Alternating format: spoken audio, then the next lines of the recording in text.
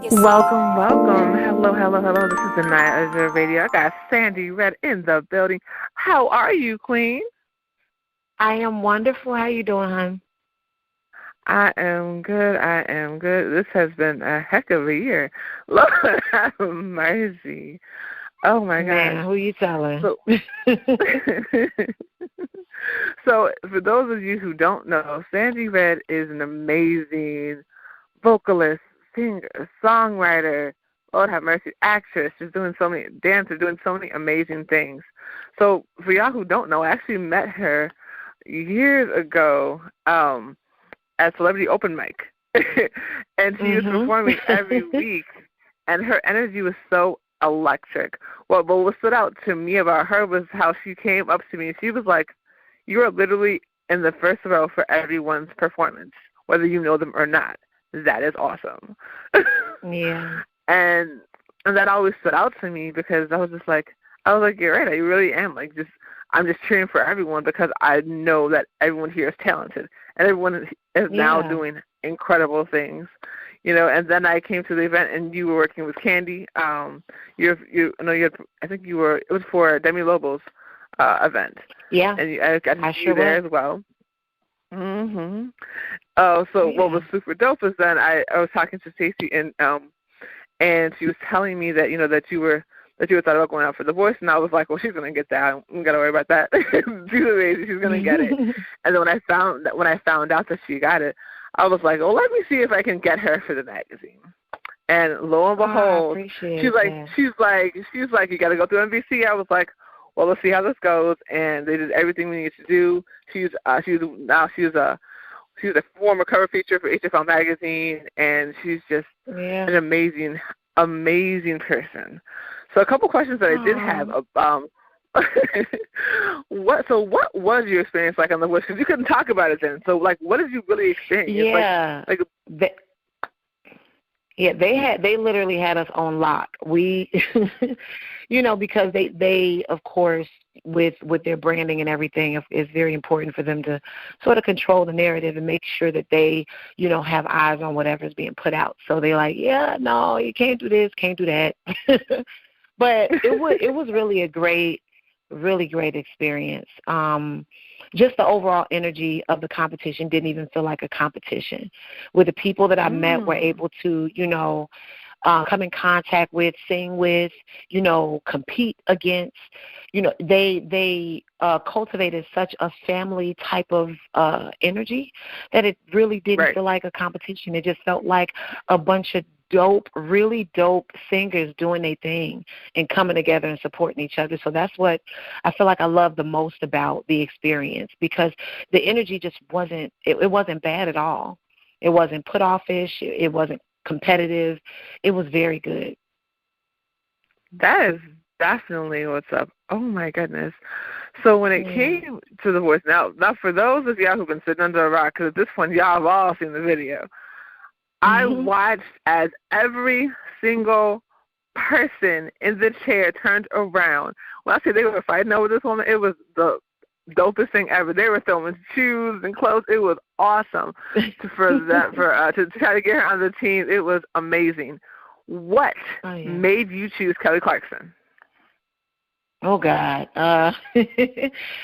So I'm very much a feeling and guided person spiritually, and I feel like God directs me in different ways, whether it's in signs or signals or just if He speaks to my heart in certain ways. And when everything was going on and everybody was speaking and telling me why I should pick them, and people were like, man, Kelly was the most silent. She didn't really say much, but people only see maybe a 3 to 5 minute clip of the whole situation that they've edited down.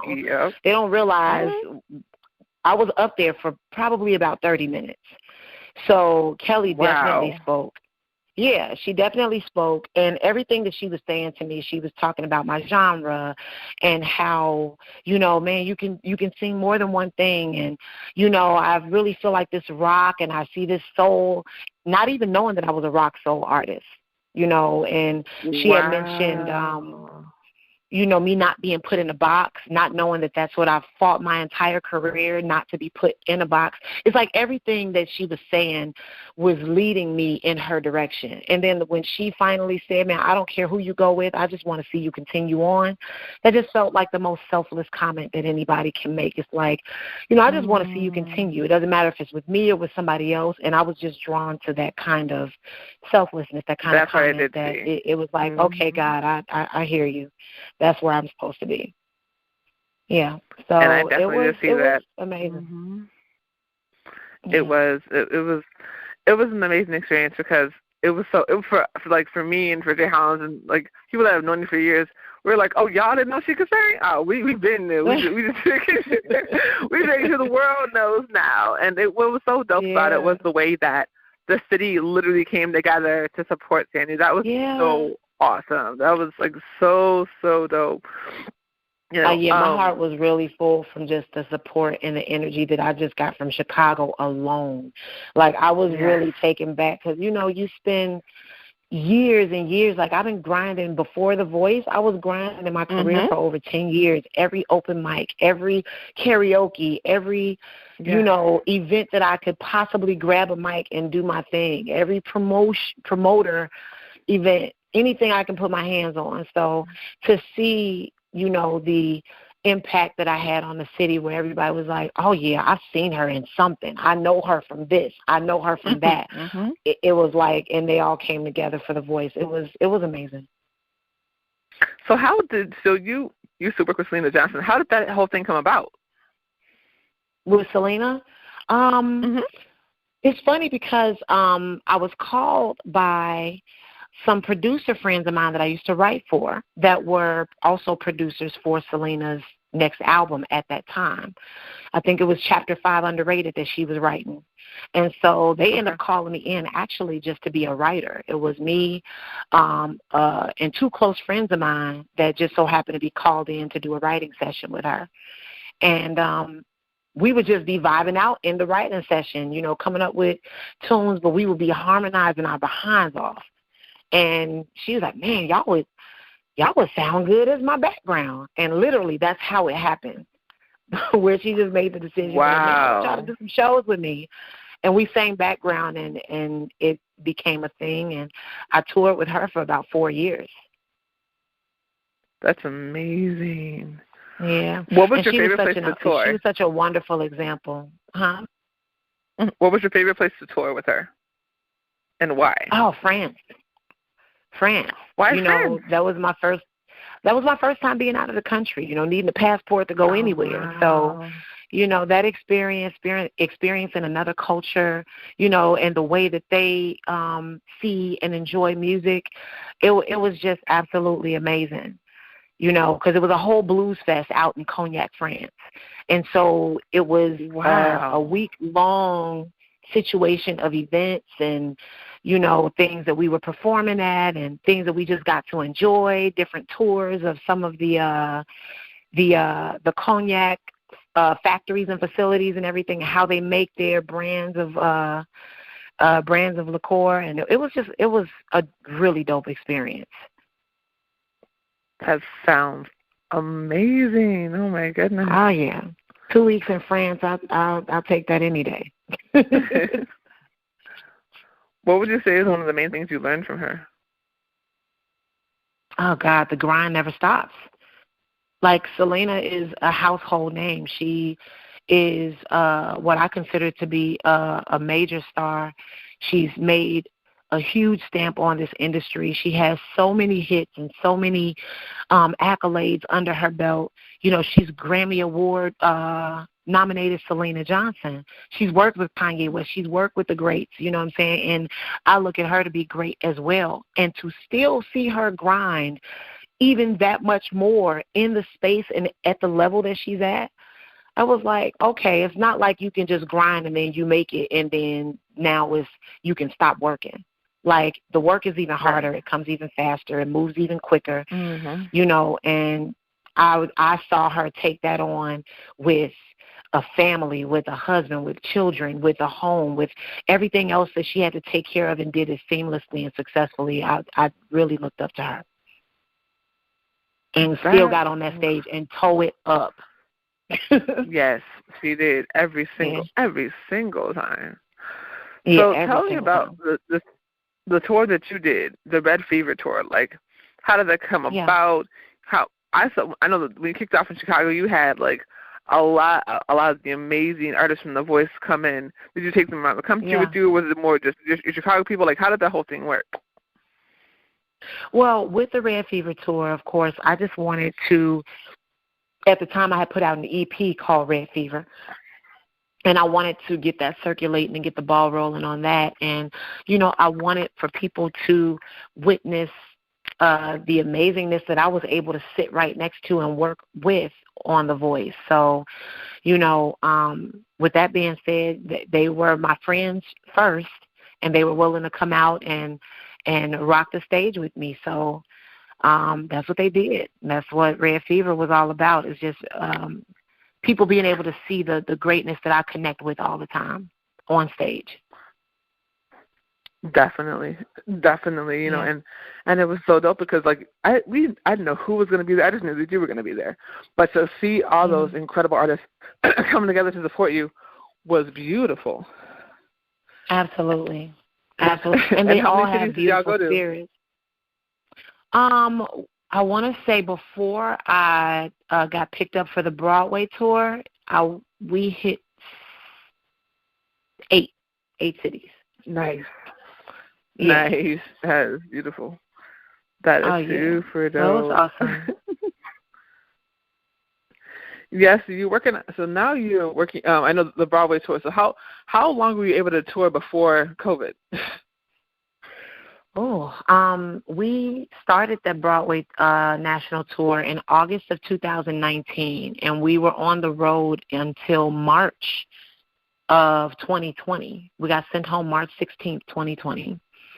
So we were touring for quite a while, and our contracts were supposed to be up that August of 2020, but we got sat down and everything from there on got postponed. So we leave again this coming August with everything. Yes. You know, I'm not going to say getting back to normal.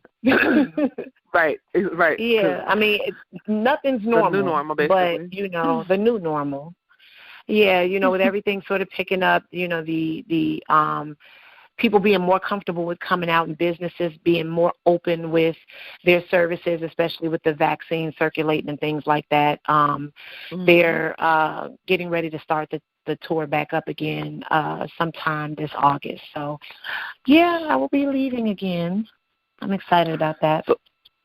So what has helped you to kind of maintain, because I know you're used to performing, so what what helped you to kind of thrive through the pandemic?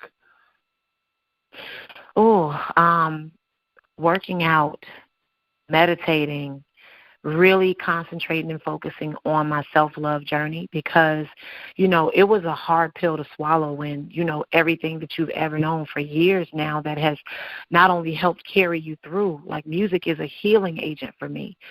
And when we all were sat down and we were stopped from being able to do what we love to do, that was a depressing thing, you know. So just really focusing on my self-love journey and making sure that I was okay spiritually, mentally, and physically was definitely things that I've concentrated on during this pandemic. Definitely. So now you were definitely doing some virtual tours and all of that, and you wrote some amazing new songs. Absolutely. I just released back in February my first single, Live and Breathe Again, to my new project that's coming up called Seeing Red. So, you know, with everything going on in this world today with, you know, Black people fighting for their lives every day. And I'm not even going to say that's a new thing, because we've been fighting for our lives for our entire lives. It's just now being publicized, you know. Camera phones are better. The coverage is better, you know, but, you know, now with everybody sitting down, it no longer can be ignored. So, you know, Live and Breathe Again was just the first installment to my new project that I felt was so necessary, because I have sons, and, you know, it terrifies me for them to leave out of the door and the possibility of them becoming one of these statistics. So I wanted to speak to the heart of how we truly feel in this era and in this time where we're fighting for the value of Black life. So, the song definitely speaks to that. Yeah, it's a beautiful record, and I know when you performed it for at Rockstar for Music on 3, it was emotional. And when you talk about your sons, I know that's definitely got to be hard in this time. Yeah. Because they're not babies, So mm-hmm. And they're so sweet. They're so sweet. Thank you. So when are you releasing the video? I can't wait to see the video because the visuals that you were just, the behind the scenes was incredible. So I know the video is going to be just beautiful. Thank you. The video is actually releasing April 29th. And I'm so excited for everybody to see it because it is so moving. It's so emotional. It really connects with, just the way that we feel as Black people, how we're seen, and, our real feelings that we suppress on a daily basis so that we can be counted as human. Right. They try to treat us and look at us like we're animals, and, we do our best to try to change that narrative by not acting out, by not retaliating, by not pushing back and fighting back. Right. So we fight back in other ways by utilizing our voices, and, that can only get you so far, and that's a slow crawl to the change that we want to see, but it's still, it's still a change nonetheless. Even if it's happening slowly, it's still happening.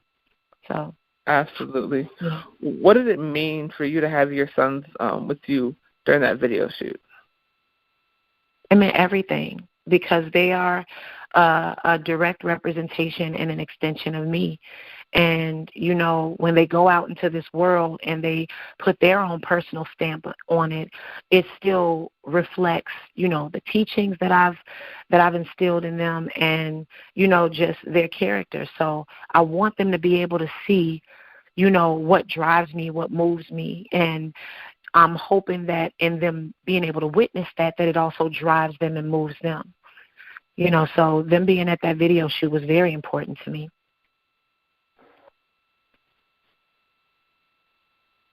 Yeah, definitely, and it was so good to see them because you could tell that they're such a reflection of you. Yeah, thank you. Appreciate that. So we have Live and Breathe Again. Then there's another song. The Time Is Now. Explain a little bit about that record and how that came to me. Oh, My Time Is Now is actually a record I wrote about, I want to say 8 or 9 years ago. It's actually an old record that I still perform to this day. And because back when I wrote it, I can recognize now that back then I really wasn't ready for everything that God was calling me to do. And there was some footwork that I needed to do. And now, so back then when I wrote it, I never performed it. And I never understood why I didn't until now. And now that I feel like I'm ready for what it is that God is calling me to do, the work that I'm supposed to do, the messaging that I'm supposed to put out, the people that I'm supposed to touch, it's one of my favorite songs to perform because it's encouraging. It is. I feel like people need to know that even though your time is now, that doesn't mean that you on easy street. The obstacles are still going to come. The opposition is still going to hit you. The hate is still going to be out there. But because you're ready for it, you were built and equipped for this. God prepared you that, now is the time. So you're going to be able to handle all that. You just got to know, it's still not going to be easy just because you're ready. Right, exactly. And so your project, Seeing Red, when are you thinking about releasing the entire project? Well, the goal is the late fall. So I'll definitely be releasing it before the end of this year. But prior to that, along with Live and Breathe Again, I'm going to have a few other singles that come out before that to kind of lead into it. But Seeing Red is literally what it is. it's like a two-part kind of double meaning. Because, you know, when people say, man, I got so angry, I saw red, and I just snapped, you know.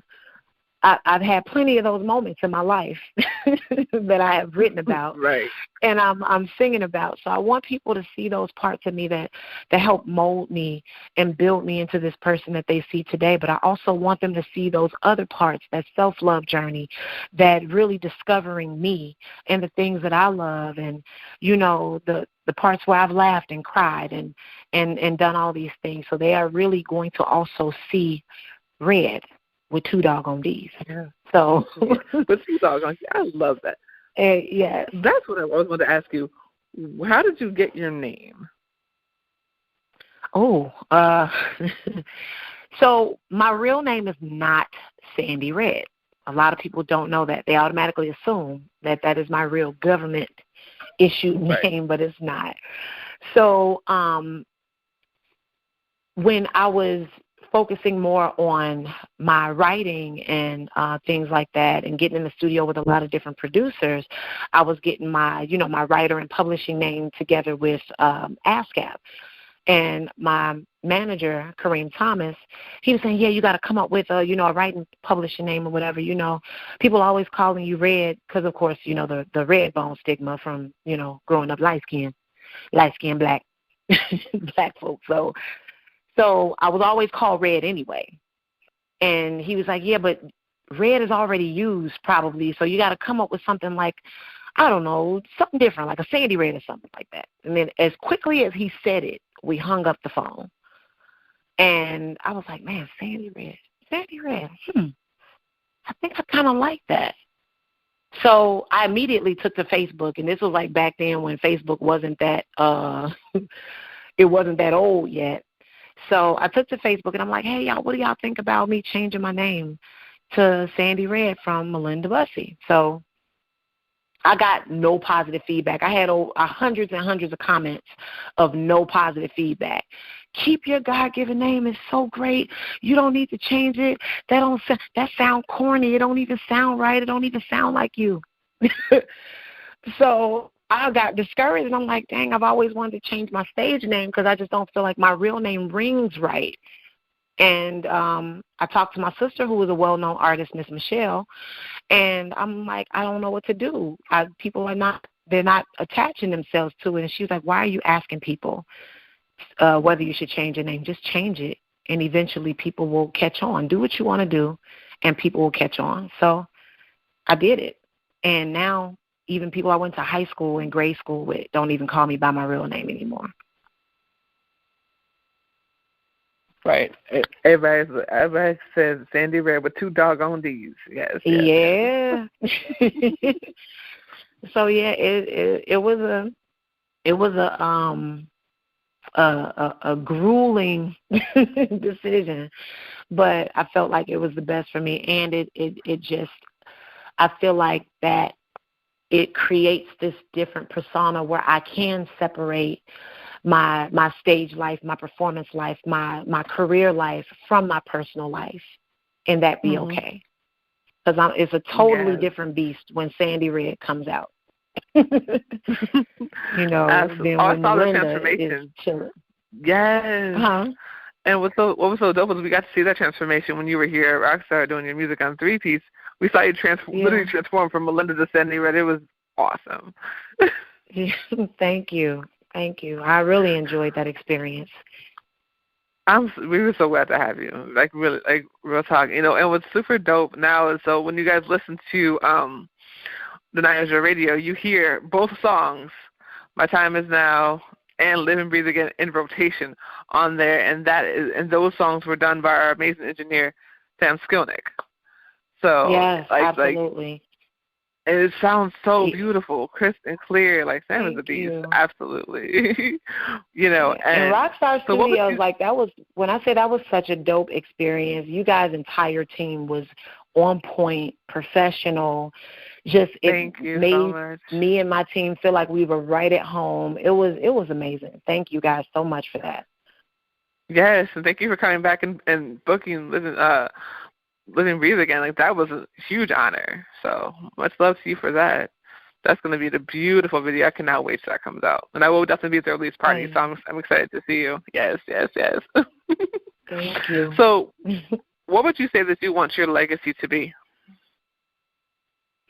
My legacy, I feel simply to change the world. I feel like my musical ability has the power to change the world. It has the power to change the atmosphere. It has the power to give somebody confirmation of something that they were feeling or thinking. It has the power to encourage somebody to do something different with their life. It has the power to speak into the hearts and minds of our youth, which I already do through my performing arts program that I've had for the last 10 years called Mama's Birds. I just feel like, we focus so much on changing the world through the adults that we forget about our babies.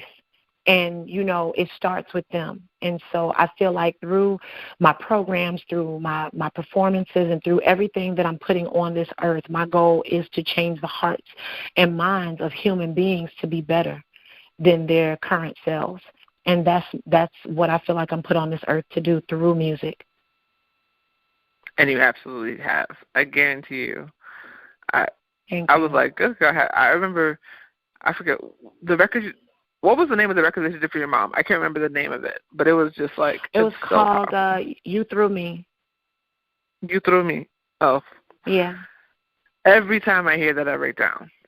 Like I said, our moms have gone through the same experience, and just to know that you have been able to get through that and thrive and continue to encourage people is such an amazing experience. It's just so powerful. So you definitely are living in your purpose, no questions asked. So before I let you go, I gotta ask, what is going on with Ignite Your Love? How did that whole thing come about? You are starring in that. Like, what is the deal, Miss Lady?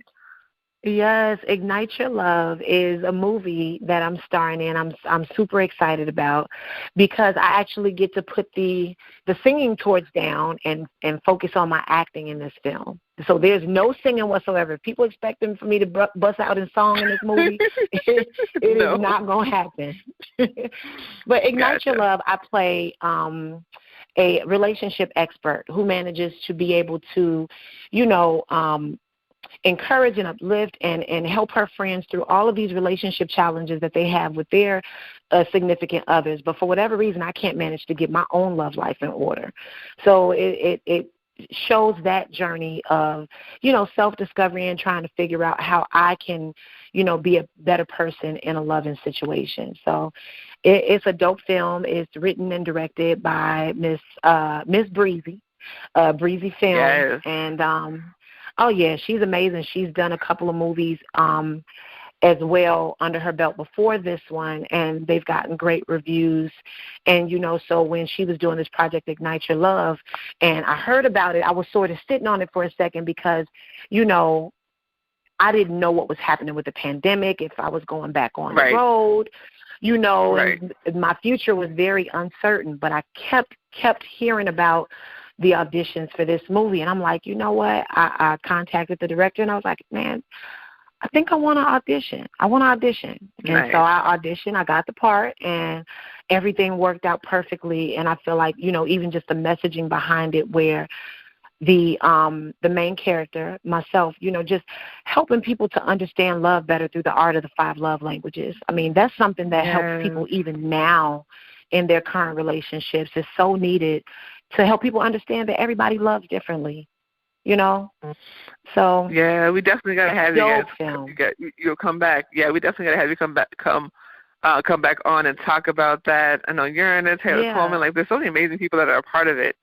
So definitely gotta have y'all have the cast come over to Danaya Azure Radio over here at Legacy Platform Service to make sure that you guys have fun and just talk about the movie and your experiences and all of that. We actually got Vo Music. We got his music in rotation as well on the station. So y'all are definitely So I'm gonna get Taylor Coleman music in rotation. So so super excited to be working with with all of you for sure. So let everybody know where they can find you at, Miss Lady. Yes, all of my social media is Sandy Red Music. Again, that's red with 2 doggone D's on it. And my website is sandyred.com. Yes, so make sure you guys follow her on all social media at Sandy Red with 2 doggone D's, you know? Yes. Next Legacy.